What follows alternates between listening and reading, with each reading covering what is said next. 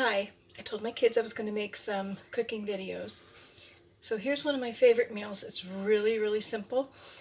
What you need for this is some boneless, skinless chicken breast, some pepper jack cheese. You can use the slices, but I use the whole.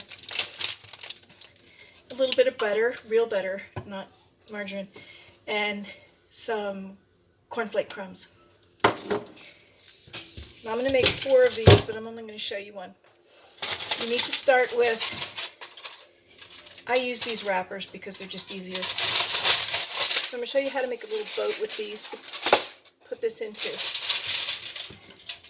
Just place it down on your counter. Because the chicken breast is roughly the size of your hand, put your hand over it and just crumple it up a little bit. You need a little container that's roughly this size, and you'll find out why.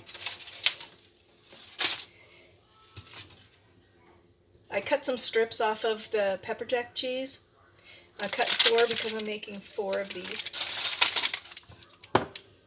Now you take a chicken breast, and mine are a little bit frozen, and that's okay because really, okay, there are a lot of frozen.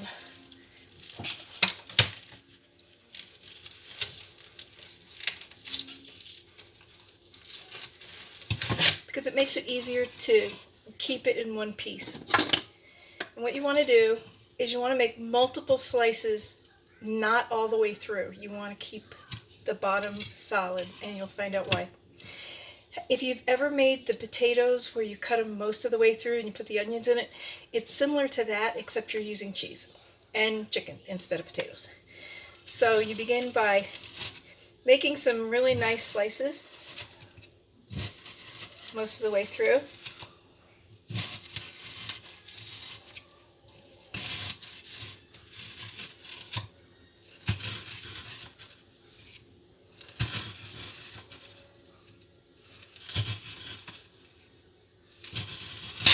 Whoops, okay, that goes in the soup. There's never a mistake. You take your pepper jack, just break it into some pieces. They don't have to be huge pieces. It's just enough to give you a little bit of flavor because you're going to put another little piece on the top. And you stick it down inside.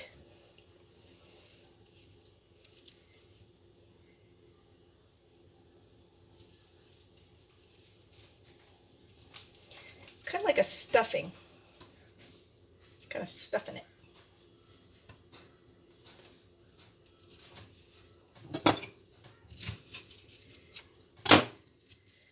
It's a little more frozen than I usually use, but for this it works.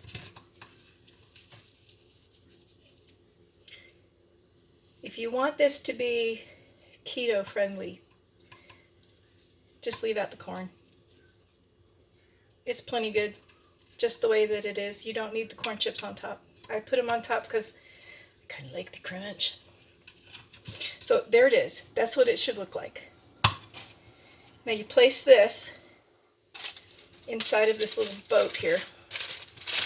Bring up the sides.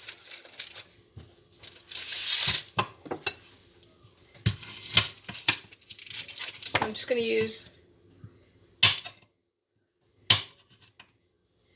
now this is really butter, real butter, butter. Another slice. Kind of pull it in half a little bit. Those 2 long pieces. And you put that over the top, and then you're just gonna lay 2 of these little pieces of butter on top.